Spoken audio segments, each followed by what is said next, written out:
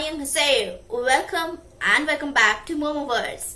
So first of all, how have you been? I hope you all are fine, safe, and yes, from the thumbnail you must not have guessed what the topic of my today's video is, because even I don't know what it is, and thinking about it is like I don't know how to express it. So yeah, let me say that today I'm gonna read some fanfictions, BTS fanfictions, and those who do not know what BTS fanfictions are, for them let me just say that BTS fanfics are like they are kind of some stories or imaginations of few people about their idols, and they write them in a form of story, and thinking about it already makes my imagination go wild, I tell you.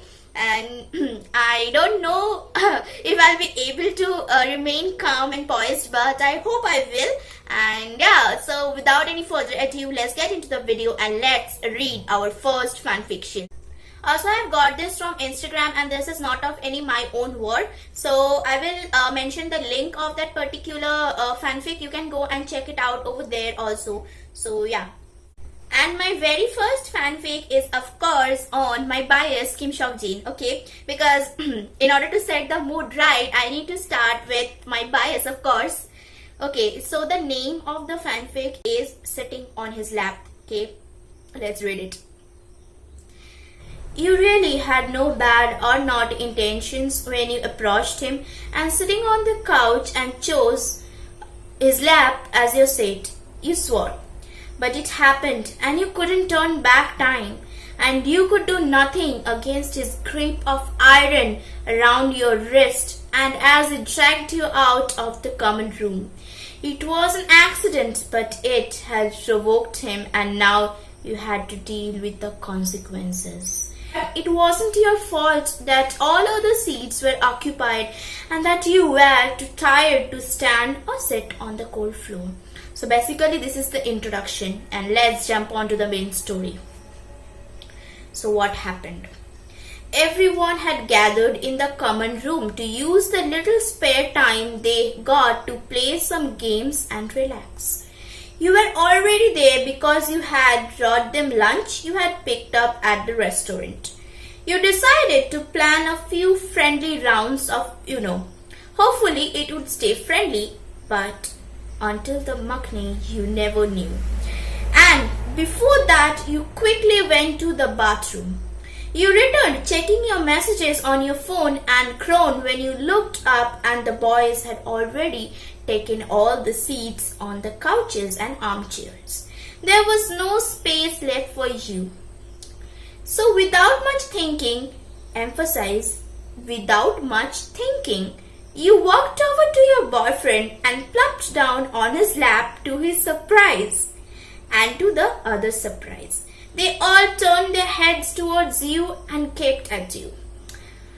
At first, you didn't realize what was going on, since it was the most normal thing, and kept going through your messages.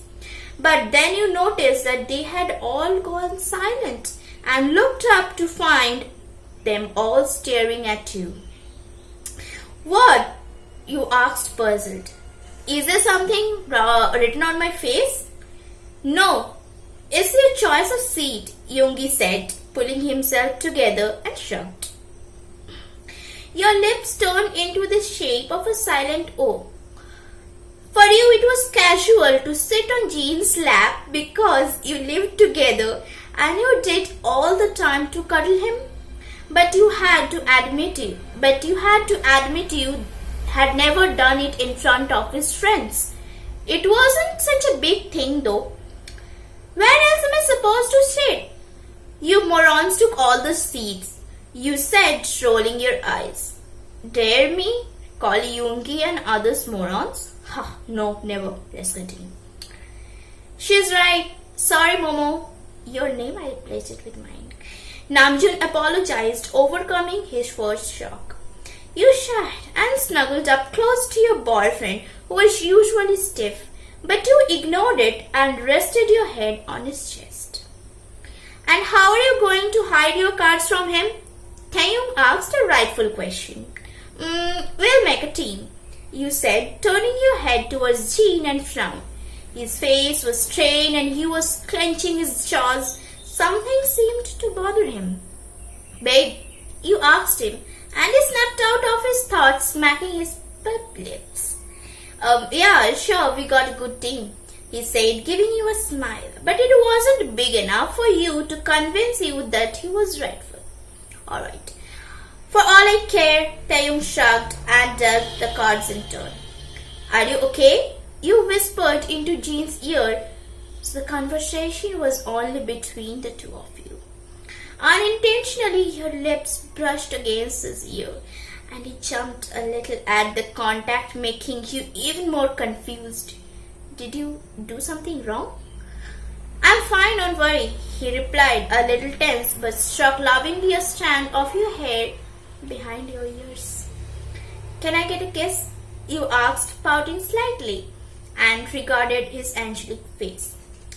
He leaned in and placed a soft peck on your lips. No matter how often he kissed you, it never ceases to create a bubbly feeling in your stomach, and your lips curl into a smile. "Stop making out, it's your turn," Jungkook scoffed during your moment. "Rude," Jin called the youngest out, glaring at him and making you giggle. You checked your cards and bent forward to lay the card on the stack of cards. In the process, you shifted on Jin's lap to be able to reach the deck. You leaned back and felt a pair of hands gripping your hips tightly. You faced him and gave him a confused look. "Don't move," he rapped out quietly, pressing his lips into a thin line. "That's what got the memo." "You should have known it right from the start. You were so stupid." Jin's lap, his weak part when it comes to you. It could get him started within a few seconds. "Damn it!" "Oh my god, I'm so sorry, baby," you whispered, feeling really guilty. You put him into a hairy situation in front of the other boys, and there was nothing you could do about it, just hormones. You licked your lips, nibbled on your lower lip, eyeing him with apologetic look. But it didn't help at all. His eyes visibly darkened at the sight of you, and your butt on his crotch made it even worse. He didn't bother long and got up with you on his lap. He gently put you down on your feet, and wrapped his hands around your waist. He pulled you out of the room, ignoring the others' protests and complaints. He dragged you to the dark end of the corridor and pushed you against the wall. "You did this on purpose, didn't you?" he asked, his face hovering only inches away from yours. You felt the heat of his body on you and cupped. It turned you on. The angry flicker in his eyes, his flushed lips spit into his words. "I swear I didn't." "Save your breath," he said, clasping your hands over your mouth. "You will need it when I make you pay for what you did." If that is what means paying, I am glad. I would love to pay. And with those words, he attacked your neck before he pulled away to take you home. And that's it. That's it. That's it, motherfucker. That's it. I am like, why is it not a bit bigger? Like, why? I could already imagine things in my head. My imagination is running wild.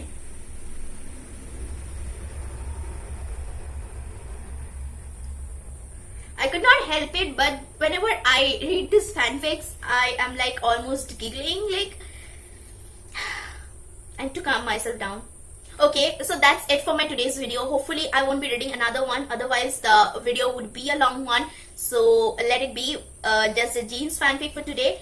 If you guys want a second part of this video, like not this video, I mean of Taeyong, Jungkook, Hobby, Sugar, RM or Jimin's, then do not forget to comment down below, and also not forget to give a hit a like, and also subscribe to my channel if you haven't yet, and to share it with your friends.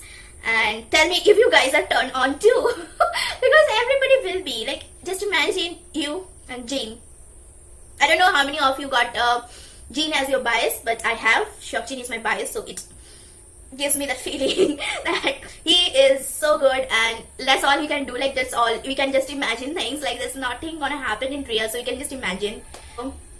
I'll see you guys in my next video. Till then, stay safe, stay in your homes. Do not just get out until unless it's necessary. Instead, stay in your homes and read fanfics. God damn it! Stay safe. Bye. Tata. And I love you. I don't know.